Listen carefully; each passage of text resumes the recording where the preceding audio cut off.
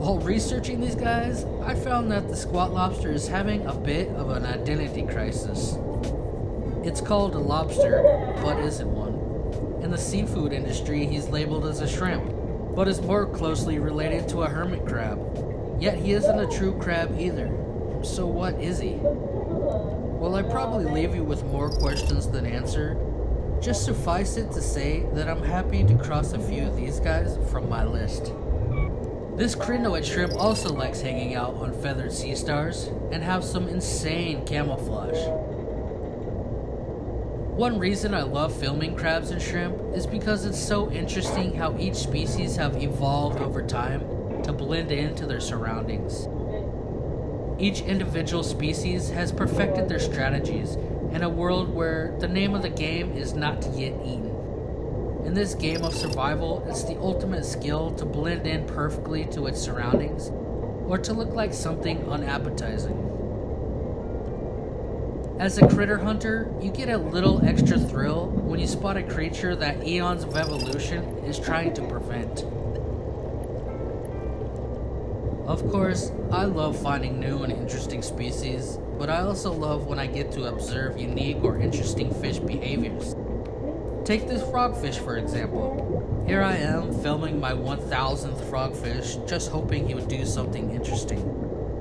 All of a sudden, 2 damselfish showed up just to give this poor little frog some slaps. Was he too close to their eggs and they are trying to shoo him away from their den? Whenever I get too close to a damsel den, I get a bite, not some cute slaps. Hey, maybe they just lost a bet and had to go slap the nearest frogfish. Either way, it seems that this frog is the real damsel in distress today. For the next leg of my journey, I'm taking an 8-hour ferry ride to Cebu City. From there, it's a 4-hour bus ride to the north of Cebu, followed by a 15-minute boat ride to Malapascua.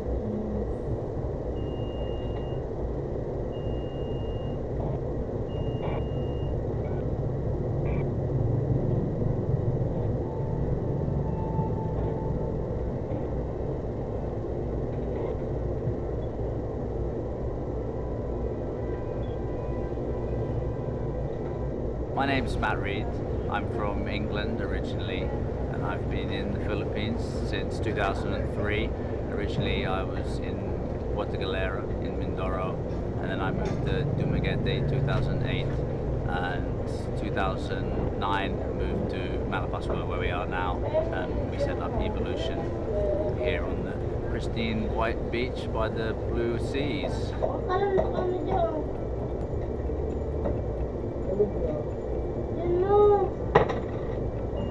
Malapascua had a fantastic combination of topside beauty, like I said, a pristine white beach and beautiful water, along with excellent diving in a wide spectrum of diving. So from macro, which the Philippines is famous for, such things as blue ring octopus and frogfish and so on, but also the obviously quite famous thresher shark, which is only found here in Malapascua.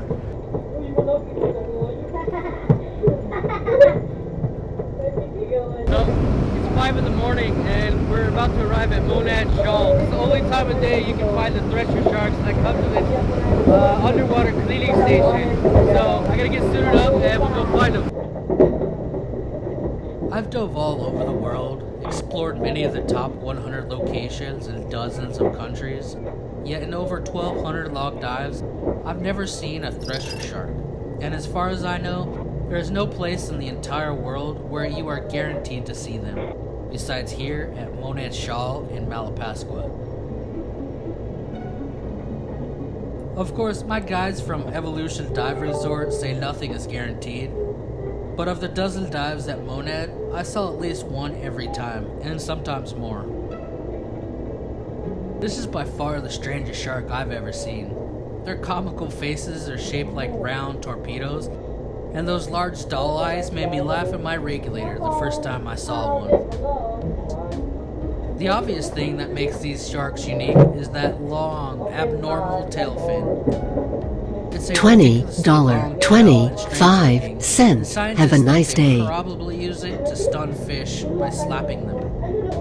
No matter what they use it for, these guys are definitely a unique looking shark species, and a chance like this to see them regularly makes Philippines even more incredible.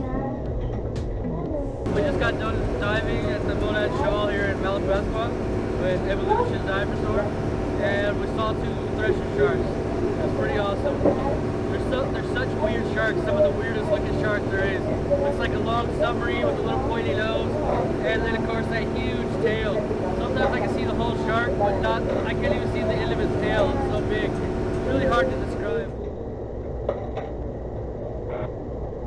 Thresher sharks are certainly a bucket list critter, but the crew at Evolution Dive Resort share my love for macro creatures and critter hunting, and they say they have a lot to show me. So wasting no time, we are heading straight to Gato Island, where I'm told is surrounded by great dive sites. As I enter the water for the first time, I immediately know that there's going to be no shortage of things to film here.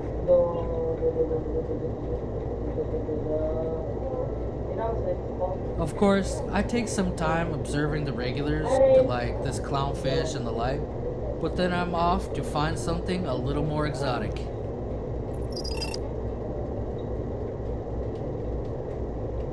This dude gave me some flashbacks of that dive in Darwin when the octopus tried to steal my camera. When he figured out he couldn't have it, he just pushed it away in a tantrum.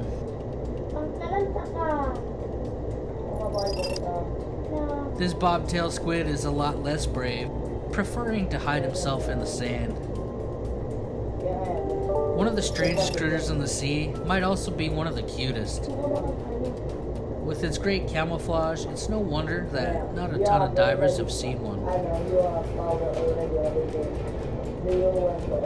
Looking like a bird walking along the seafloor, these dudes are sometimes called a Pegasus sea moth, getting their name from the mythological Greek winged horse.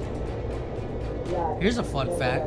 Sea moths can shed their skin like a snake, which is useful to remove external parasites. This has to be the most colorful seahorse of the trip. Seahorses are actually horrible swimmers, and besides some camouflage, are completely defenseless to predators. So why haven't they gone extinct yet? It seems evolution had one more trick up its sleeve for this helpless critter. After mating, the female will inject her fertilized eggs into the male's pouch, essentially making him go through pregnancy. The eggs hatch inside, and then the male gives live birth to many hundreds, if not thousands of babies at once. These babies catch the first current and drift away until latching onto a reef of their own. Most of the young never survive, making it so essential that so many are born at once. An ornate ghost pipefish. There are plenty of species of pipefish, and the ornate is the most strange looking. When I asked locals why they are called ghosts, I was told it's because they mysteriously appear at a dive site where they hadn't been the day before. They stay there for a time, and then one day they vanish like ghosts. The ornate part of their names are a little more obvious. $25.50. Have a nice day. To closely mimic the feathered sea stars that they first call home. $1. Have a nice day. Are almost as numerous as the sea stars themselves. $21. Have a nice day. Their unique characteristics make them a favorite for photographers and divers, myself included. Although you need to look closely to find them, and not every sea star has one, plenty can be found around Malapascua. When you do find one, look around, as they are usually hanging out in pairs.